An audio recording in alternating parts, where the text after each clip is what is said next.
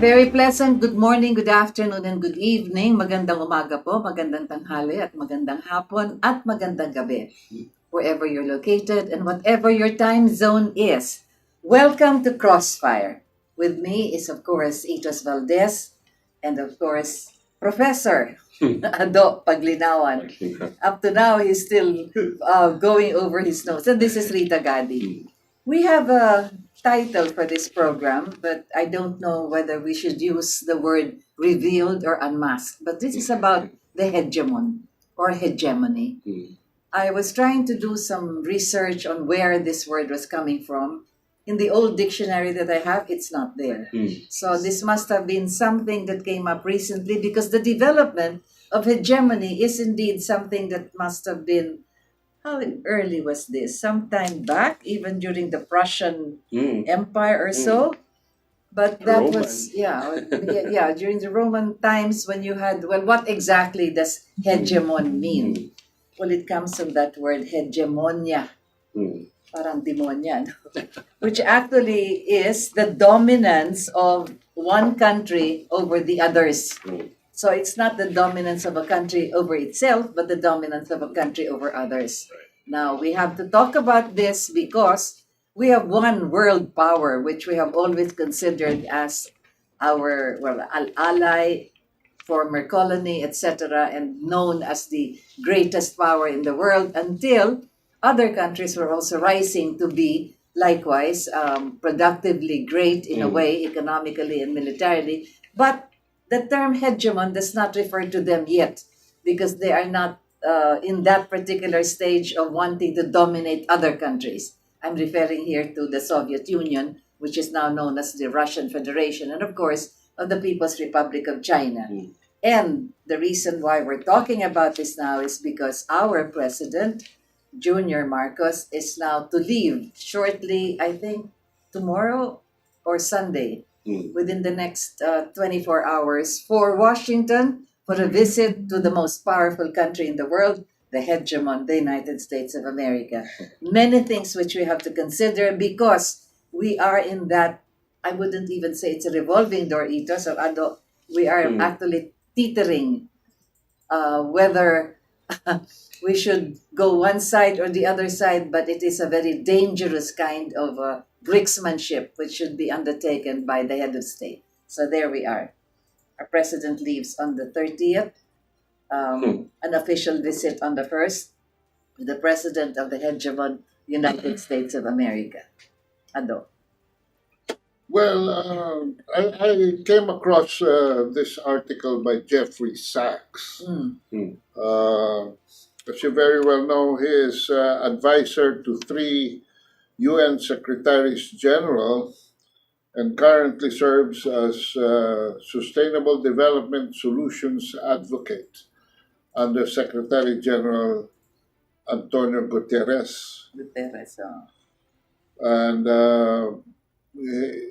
the introduction to the article says, China is taking an increasingly assertive role in world affairs, helping to broker the restoration of relations between Iran and Saudi Arabia, and hopefully closing the war in Yemen, offering a 12-point peace plan for Ukraine. Recently, Xi Jinping and Zelensky had a telephone conversation where Zelensky had already appointed an ambassador, Ukrainian ambassador to Beijing.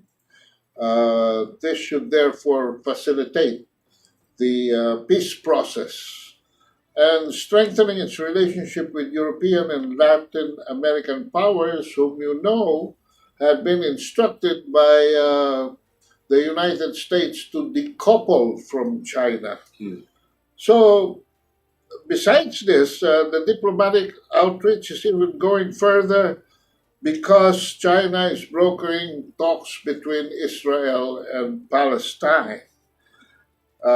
Very clear signal that China doesn't want the United States to be a hegemon or as the preeminent power, but it wants to live alongside the United States. Now, the U.S. foreign policy is based an inherent contradiction and fatal flaw, according to Jeffrey Sachs. The inherent contradiction is that it conflicts with the UN Charter, which commits the US and all member states to a global system based on UN institutions in which no single country dominates. The fatal flaw is that the US has just 4% of the world population and now lacks the economic, financial, military, and technological capacities, much less the moral ascendancy and ethical and legal claims to dominate the other 96%. So to me, this is not a question of a hegemon, Rita. This, I think, is just a game called Pokemon, which the US is playing and in which our chief executive seems to be a major enthusiast. I don't know why our head of state is going towards following the descending power while China is the ascending power. Well, we have to look into that because he's made a lot of statements. There's nothing to worry about insofar as whatever conflict we're seeing here or feeling or sensing. So we hold on to that statement and several others that he has made, such as, well, we're not going to have any of these bases, etc., used against any other country and so forth. Ethos, when you look at it and when you say that a country dominates another country, that would have been okay if the dominance would be for the improvement one of the other. But in this case, since the Second World War, well, we mentioned Prussia, which was earlier, that was in the 18th or 19th century or something. But now, after the Second World War, iba na. Talagang there was a dominance now of the world power. Right. I guess taking from your title, no, Rita, the hegemon means exactly a world power, the only world power, and ruling over many nations, not just one over the other. Global hegemon, for example. We were just discussing off cam kanina, the best example would be the Roman Empire, where all roads led to Rome. Literally, they built the roads to loot whatever country and demanded taxes from them, and everything had to go back to Rome. And so the glory of the Roman Empire was such that as a Roman, you would be proud of your country, right? But as an empire, that was, although the Roman Empire lasted for X amount of centuries, they eventually imploded. Exactly. Yeah. Right? Because the nature of empire is to dominate all other nations, not allowing them to grow. And therefore, my role is to loot as much as we can from all of you and to prop ourselves up. Now, this Roman Empire, the Venetian Empire, the British Empire, and now the new American Empire or want-to-be empire. Exactly. Right? I think based on what Ado's article also put out from Jeffrey Sachs was saying, the way I see China and Russia, their moves to do these things is not to be a global hegemon, but it is a matter of their own survival as nations. They have to move this way. They have to broker peace. It's not as if it was a choice for them, because if they don't move this way, they know that this Biden-led U.S. is threatening to destroy their nations as we speak, through Ukraine, through now what's happening here in Taiwan area and all. They're trying to create a condition where they're not through economic sanctions. Wala na, tapos na yung boxing dyan eh. Diba? Wala na sila, talo na sila eh sa economy. But there's only one line actually that they have ethos, which is military actually. It's the No. power. No, Yeah. that's right. That's it. Yeah. That's they're only going to Exactly, do. So, yeah. wala na sa economics. They know it. They're not even pretending to do it anymore. They send their parang, I don't know if you call it Verdugo or whatever, Victoria Nuland.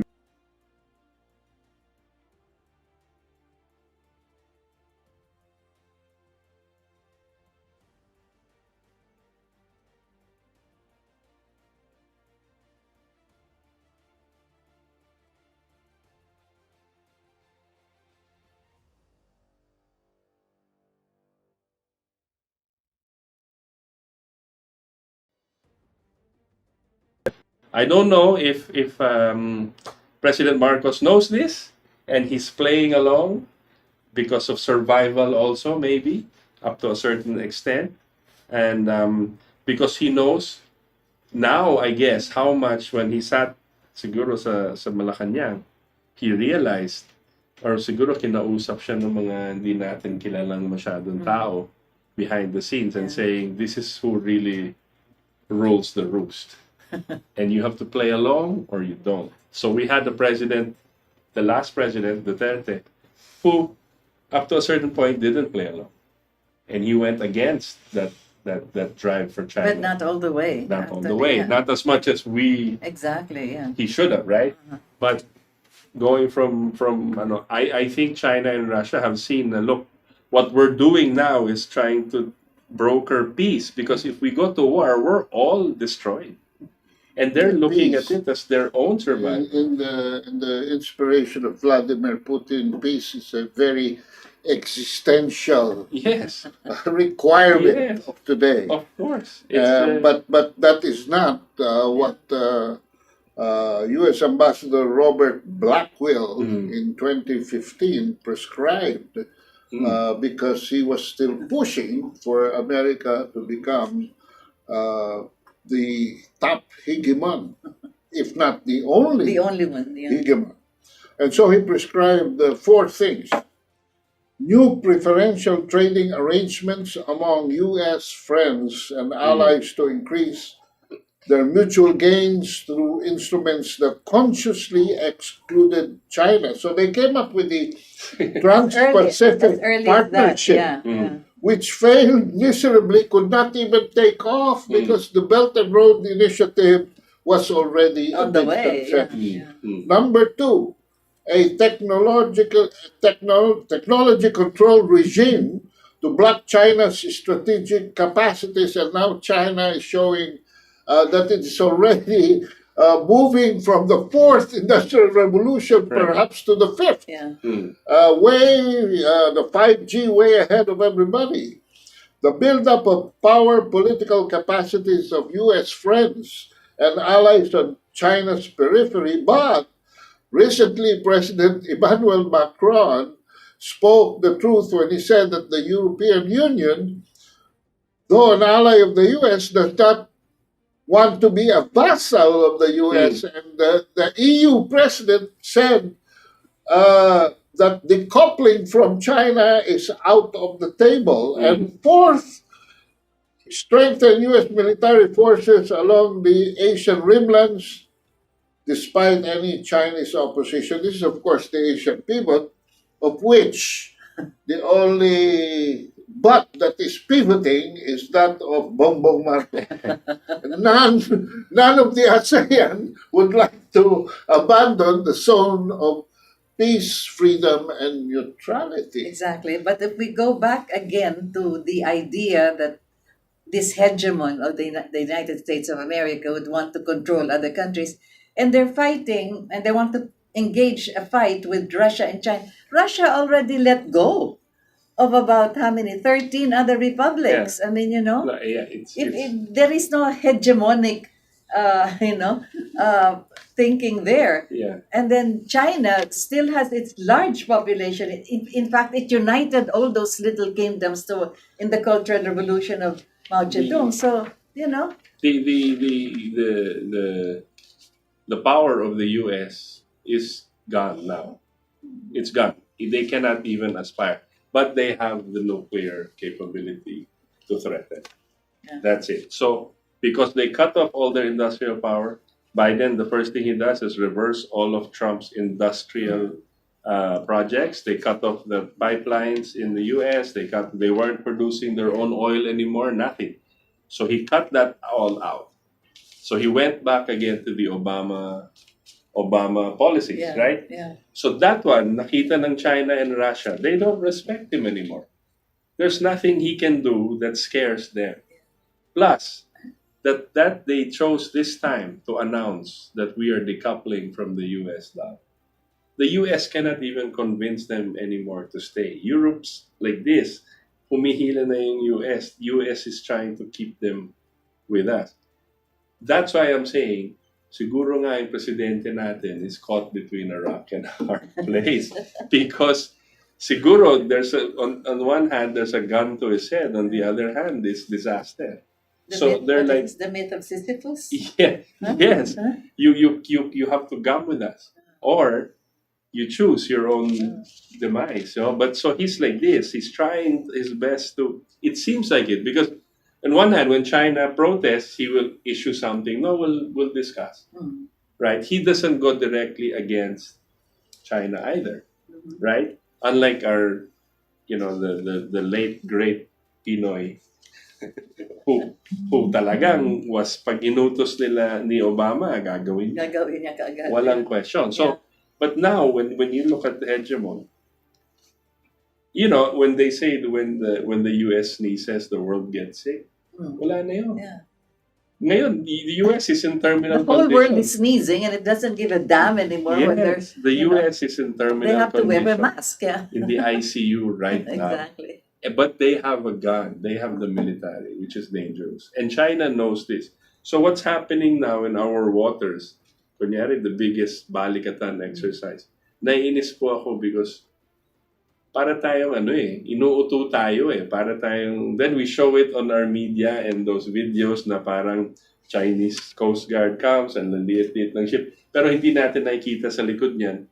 The US is saying, sige, anuhin mo, provoke mo yan. It's a provocation. Provoke mo yan, kami bahala sa iyo.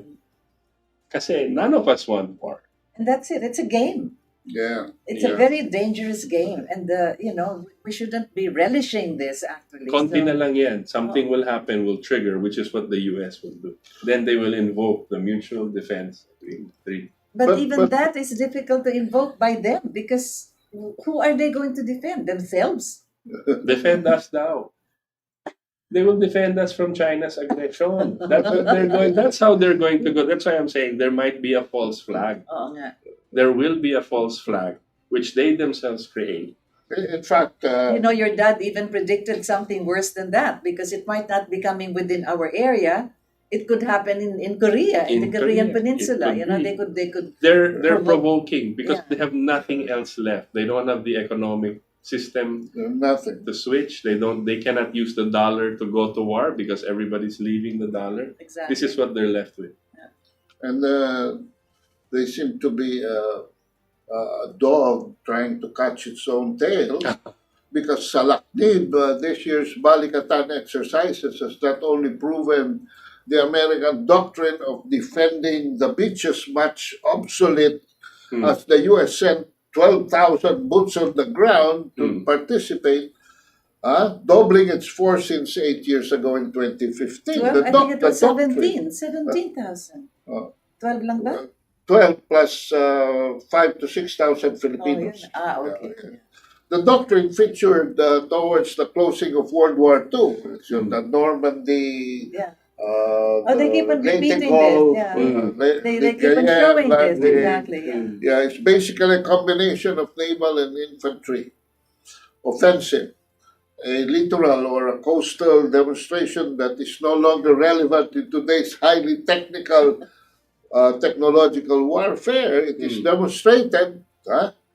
It also demonstrated the high mobility artillery rocket system, or HIMARS, is useless as it missed on 6 attempts, targeting sinking the BRP Pangasinan that was stationary. the old ship, rusting ship that they want to sink. Di nila matamaan. And worse, Lieutenant Colonel Nick Manweiler, not Rottweiler, Manweiler, Sounds like. a spokesman for the Marine Corps Forces Pacific, said shore-based fire against a ship is exceptionally hard. Of course, it's exceptionally hard because a ship is not stationary like the BRP Pangasinan. It's moving, and the accuracy of this HIMARS is only 300 kilometers. No, so ang ang tamang purchase, ino-offer nila itong HIMARS sa atin eh. Pero ang tamang purchase, it seems, would be the BrahMos missiles that former Secretary Delfin Lorenzana bought, no? Because this HIMARS travels only at 85 kilometers per hour. Mabilis pa yung kotse ko.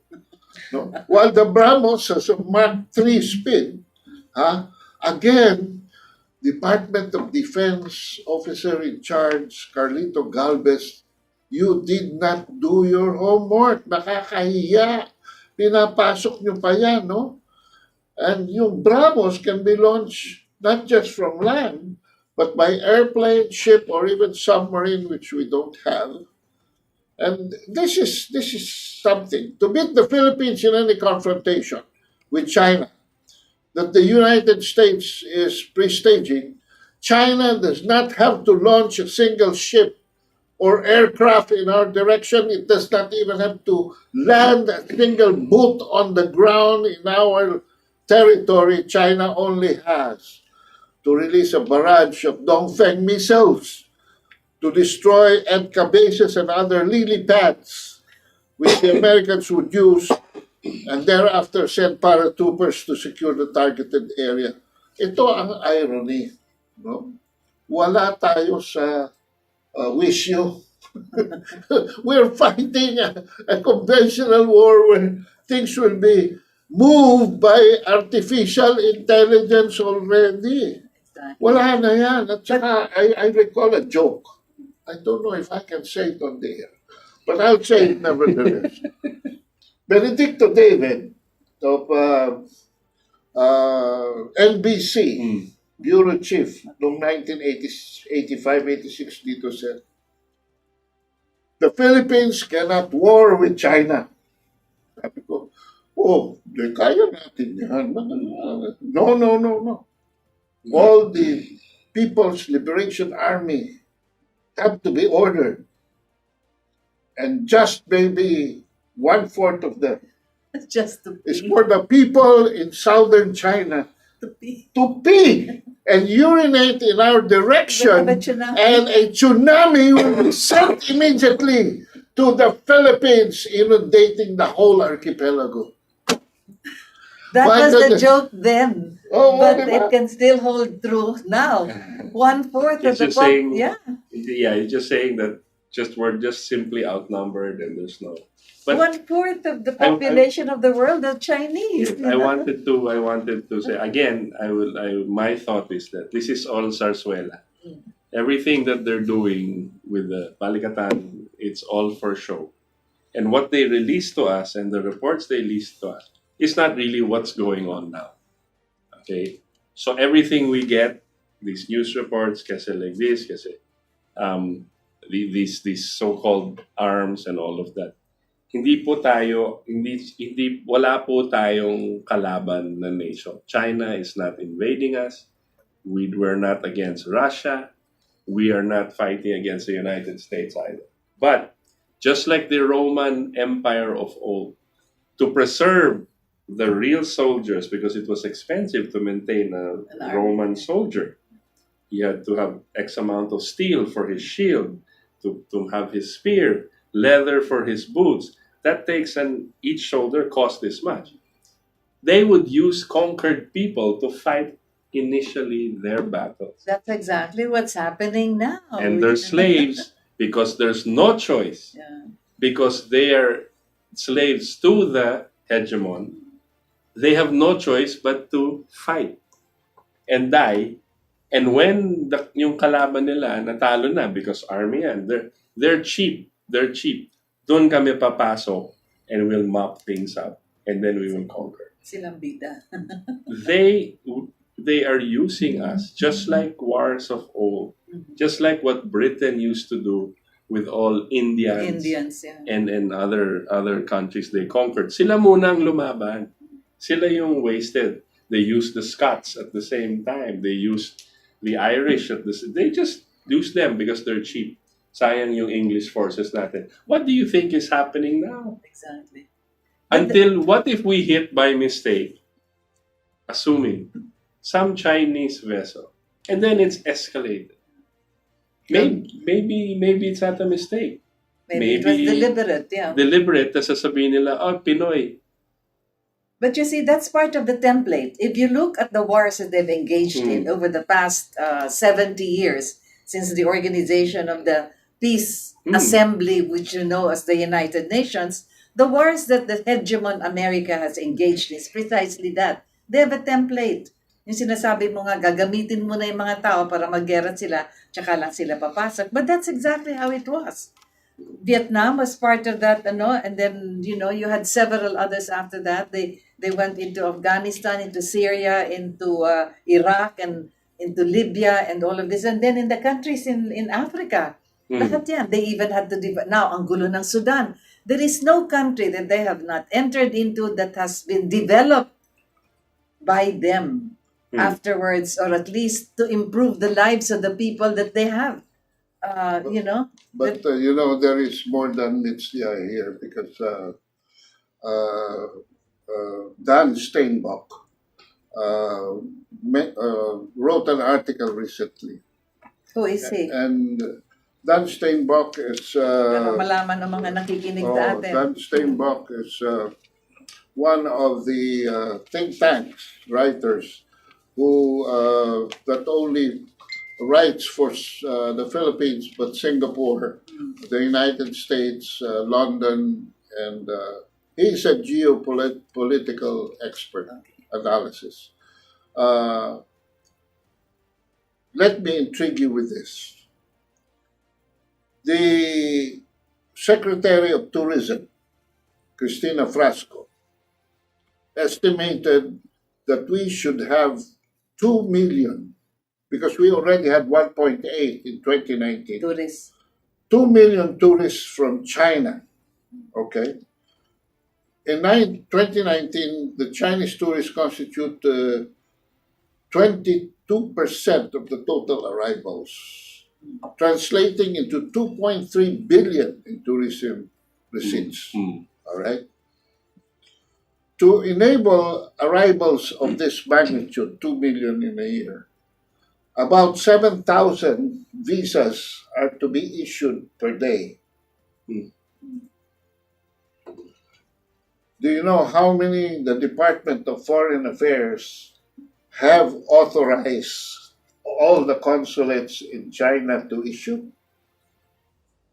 A maximum of 100 per day. Is somebody stepping on the brakes here?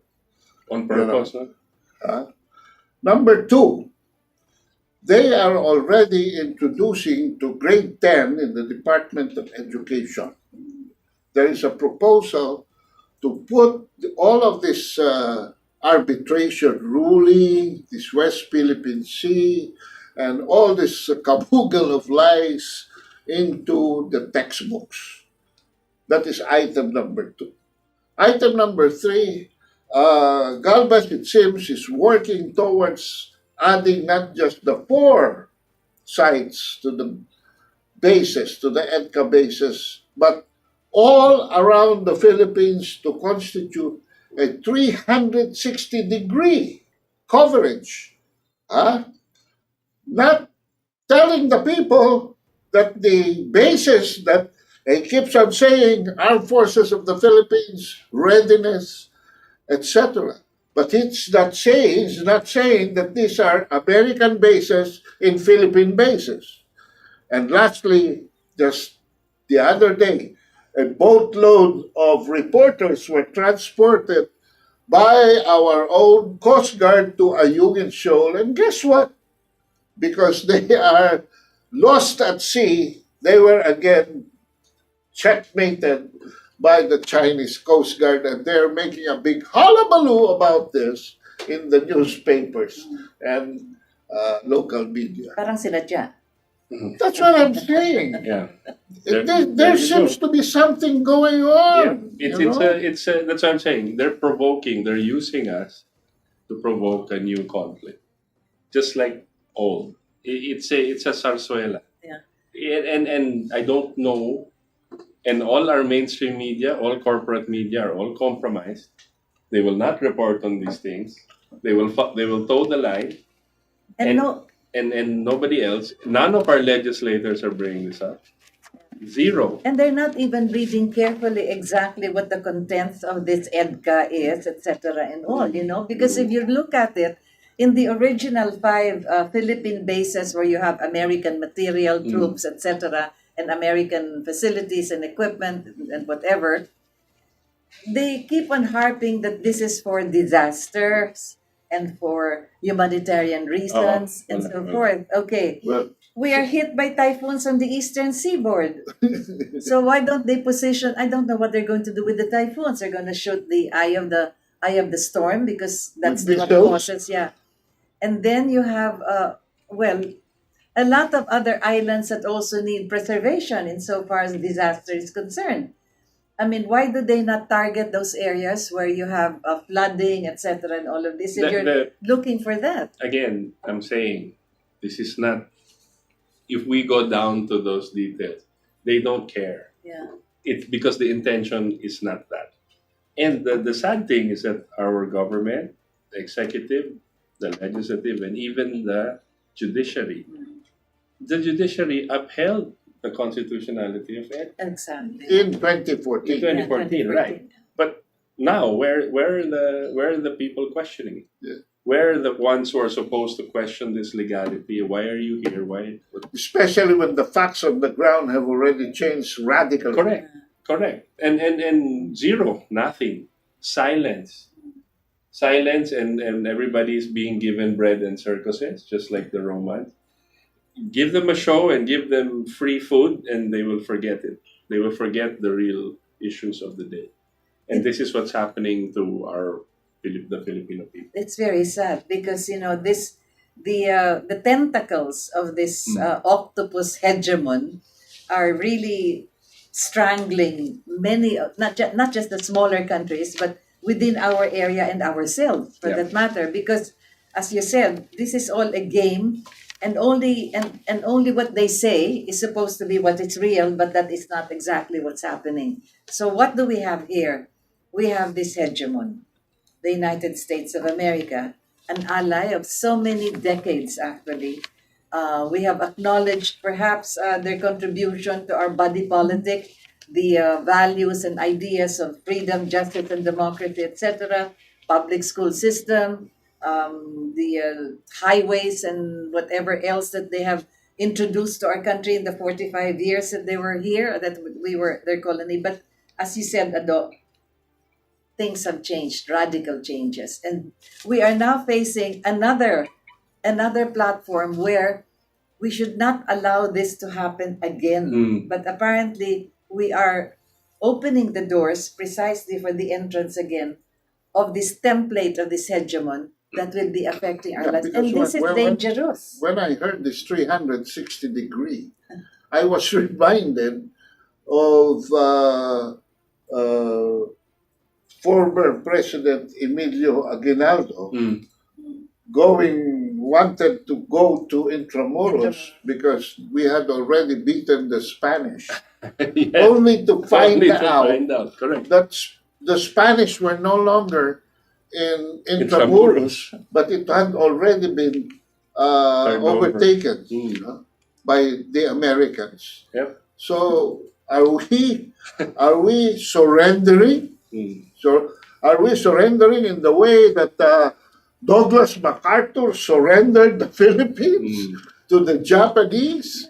No, instructing what's his name now, Wainwright, General Wainwright, and he himself takes a vacation with President Quezon, President Osmeña, and Carlos P. Romulo in Australia, escaping with Raul Manglapus in a submarine. You know, the title of the article of Dan Steinbach was Rise of U.S.-Philippine Militarization, Fall of the PH Sino Development. Now, Steinbach has served in India, China, and the Americas, USA, and is now writing from Shanghai and Singapore. And he gives us this information that Socio-Economic Planning Secretary Arsenio Balisaca allayed concerns that Philippine infrastructure projects under the China Belt and Road Initiative may be stalled due to the geopolitical tensions in the South China Sea and Taiwan Strait. Now, what makes him so sure that at some point in time, China will not apply the sanctions that it applied to Australia when Australia was playing the game of the AUKUS? Remember? The Union Australia, of the Americans, the UK, United and Kingdom Australia. Australia. So, we are playing a very dangerous game here. And I really have to give it to the Chinese at this point.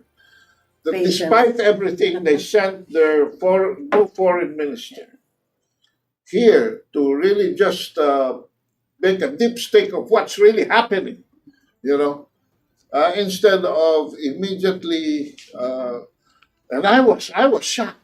I was shocked when Rita Carlos was being interviewed, and he said that in the talks with Bongbong Marcos, when she was appointed as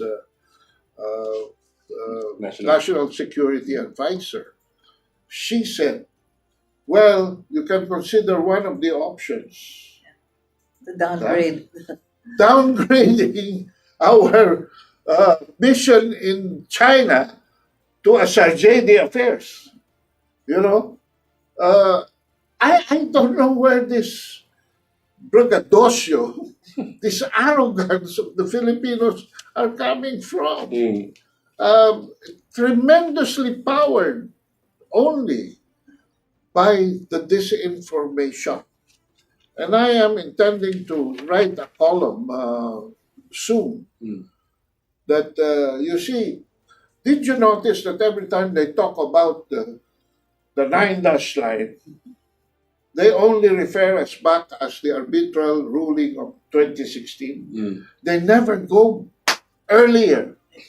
They never go earlier. I'm not It's about not- to lecture about that now It's because not even a 9-dash line. Yeah. It's practically the entire South China Sea. I mean, that's so, but I intend to write that down in my column and tell them that I don't really have to go back 3,000 years ago. years, but just to maybe 1895, and I can already prove that there is historical and legal right of the Chinese, and people will regard me here. Some pro-US people will say that guy is a traitor.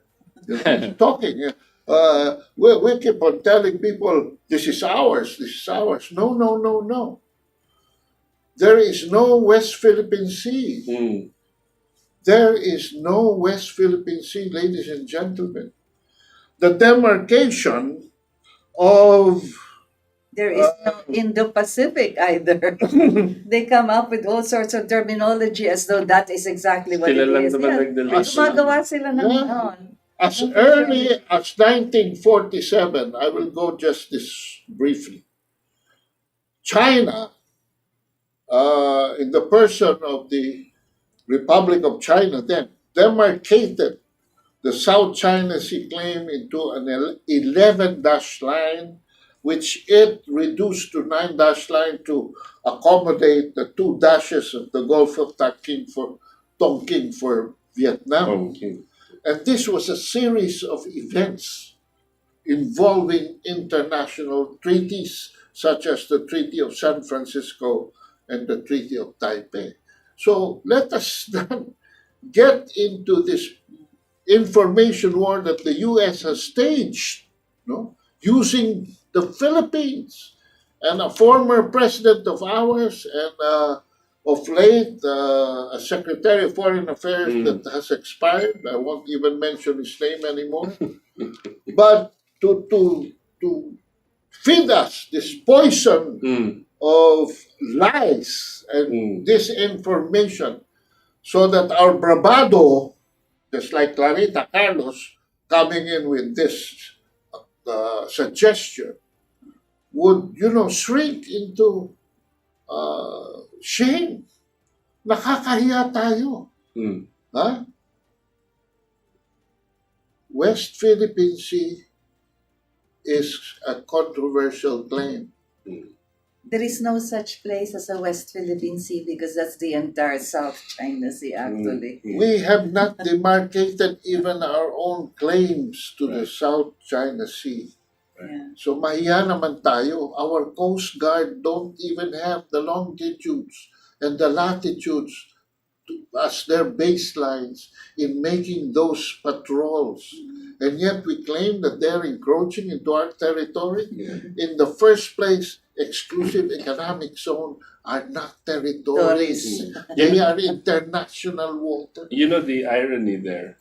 It's so ironic that the foreign policy of this current administration seems to be following the foreign policy of Pinoy.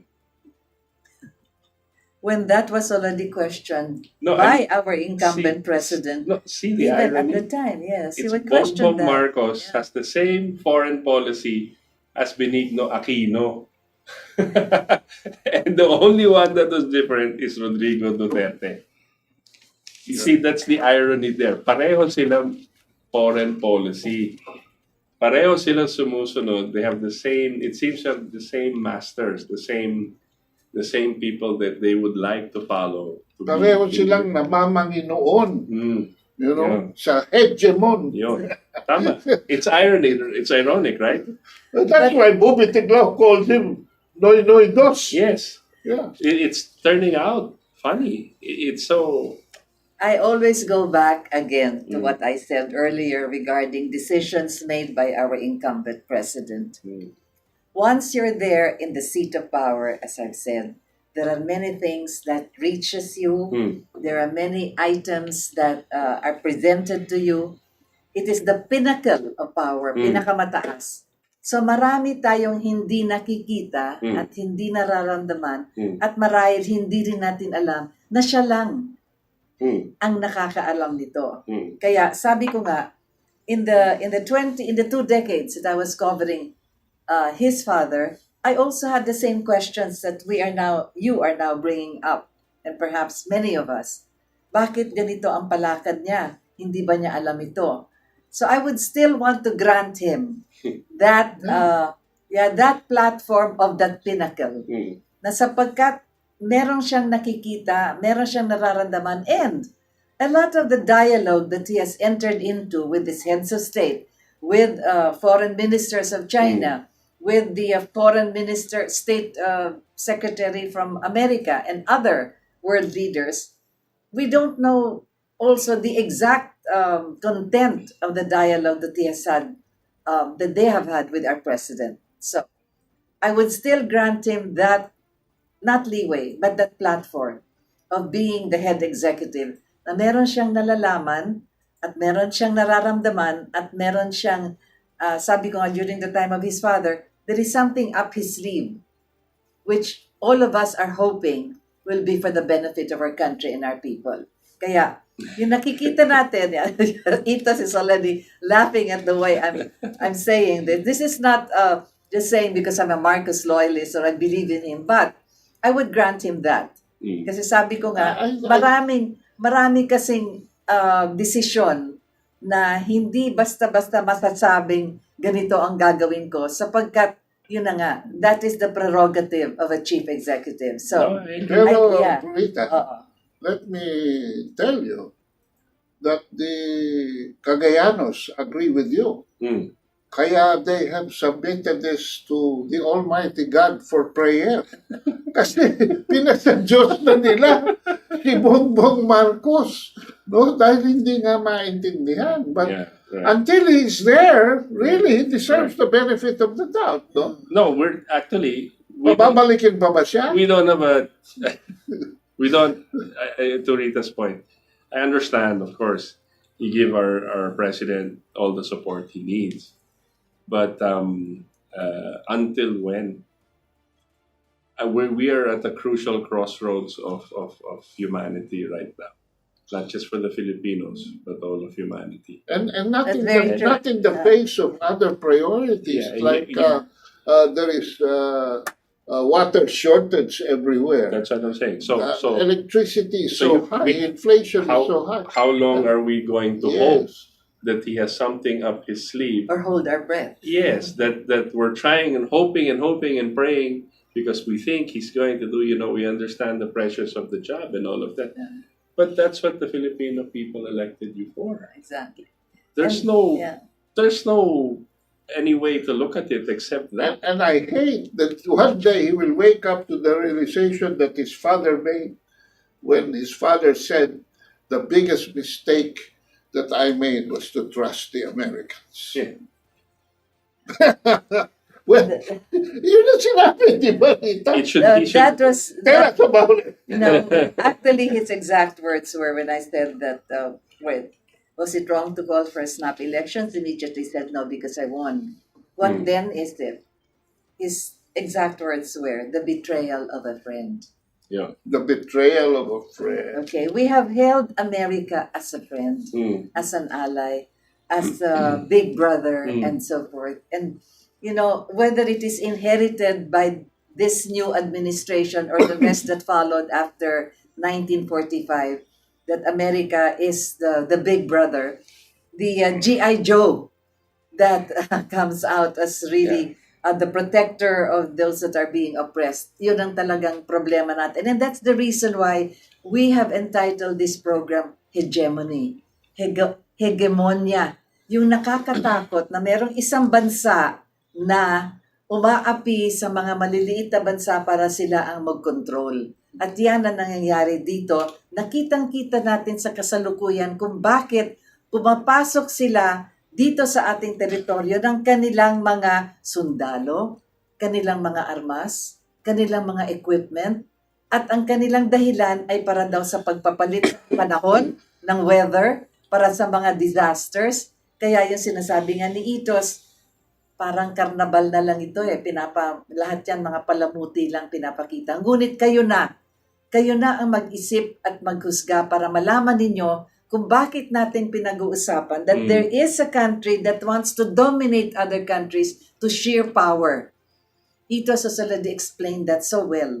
Wala na ang Amerika dito sa pagkontrol sa ekonomiya sapagkat mismo ang ekonomiya nila bumabagsak na.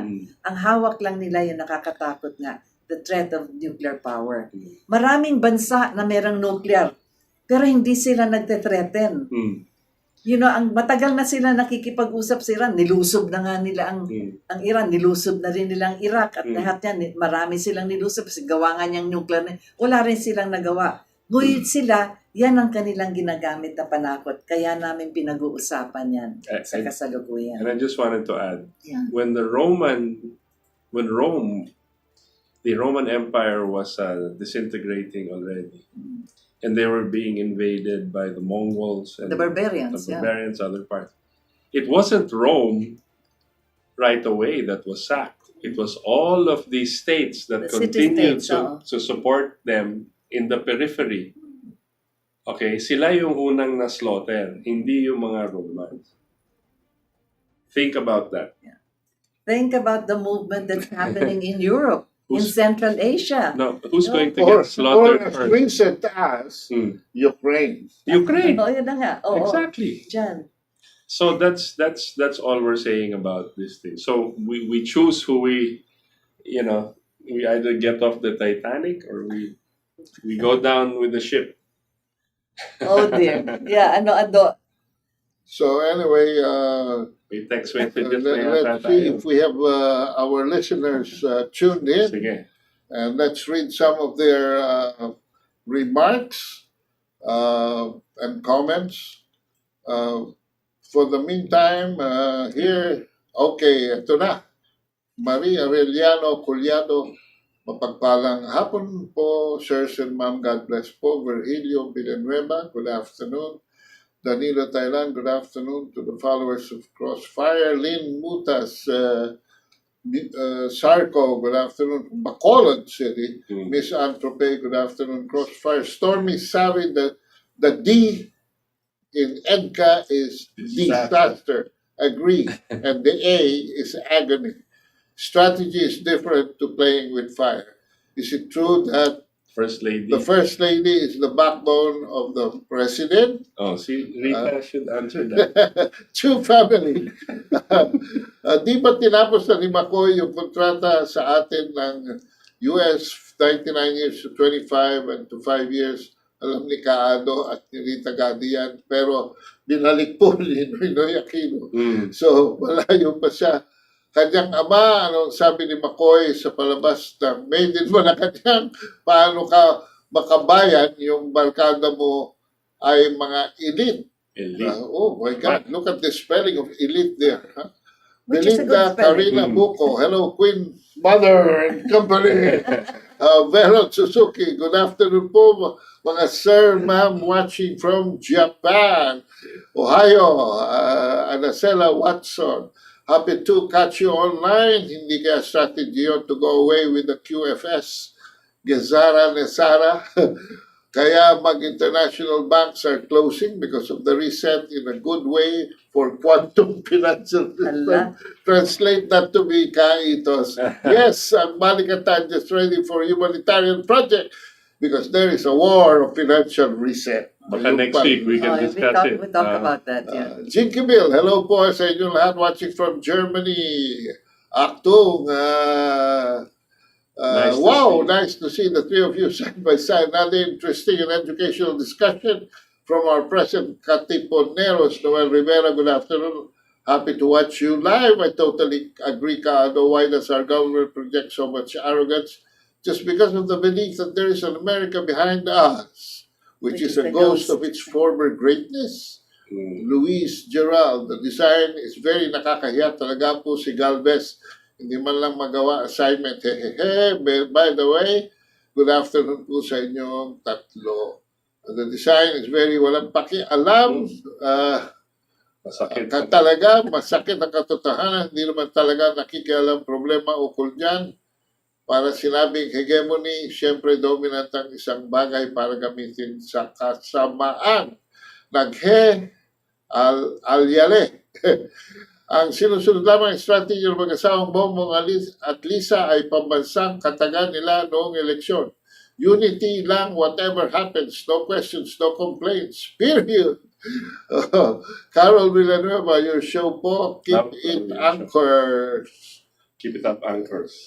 Keep it up, anchors. Juliet Yambao, good day po, watching from Sri Lanka. Dindo Nazareno, whatever you say, Kaado, China is still bullying us. Really? Melinda Ito, greetings. Joel Velasquez, takot nga sa asawa si PBBM sa USA, pang malayo-malayo sa PRRD, magaling ang balanse sa US at China. Pero ang national interest pa rin inuuna ni Duterte, hindi interest ng mga Amerikano. Benjamin Gilatco the fourth. Okay, international waters, if you would, and yes, it is exclusive economic zone of the Philippines, so in both instances, it is wrong for China to harass the Philippines, its fishermen in those waters. The problem is, the fishermen are denying that they are being harassed. Correct. Nixon, hitchhiker, accept it. BBM is a lame leader. Okay, ano ba ito? Misanthrope. Misanthrope. Misanthrope, pahabol, and they're here rent-free. Tayo ang magbabayad ng utilities nila, whereas in other countries, they have military bases. Magbabayad sila sa renta. Pero sa atin, hindi. Ayan po mga kabasa, ang kuro-kuro ng magkabilang panig sa ating mga taga-subaybay ngayong gabi na ito. Exactly. This is not merely geopolitics. This is not merely a discussion of what's happening to our president, to our country, to our government. This is actually a bringing out of the reality on the ground.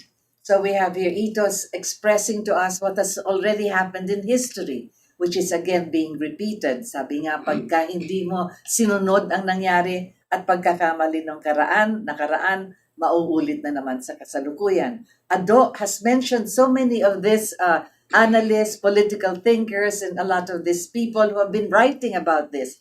The media, Western media, is controlled by the cabal of the world's oligarchs. And that's exactly what Itos was emphasizing. Sinusundan niya ng lahat ng mga ating mga sariling mga nasa media na pagbukas pa lang ng programa, like in America, immediately say, China is at war with us. Correct. Na hindi pa nga nangyayari, but as we've said, kailangan magbasa, kailangan mag-research, kailangan alamin ang history. So, this is Crossfire. And as you've heard, all our discussions here is really coming into crossfire with what is happening in our country today. And as Ado said, together with the people of Cagayan, Isabela, and all the other areas where we have this bases now located, we offer it to the Lord, that we be spared of a bad mistake that could cause, well, let's hope that it would not cost us our lives. There's still time. There's still time. So we wish the best, and our prayers go with our President, Ferdinand Romualdez Marcos Jr., our incumbent president, who travels now all the way to Washington to meet with the hegemon President Biden. We wish him the best. We offer our prayers that he will be able to address the concerns of our country vis-a-vis the hegemonic ideas and the infiltration of the United States of America in our political and national life. Thank you very much for having joined us with Ado Paglinawan and Itos. And of course, that's why we'll share behind me, you know who sits there. Our beloved, our really beloved idol. And of course, without him, we would not be here today. Butch Valdes, Sir Butch. So thank you very much. This is Rita Gadi with Ado and Itos for Crossfire.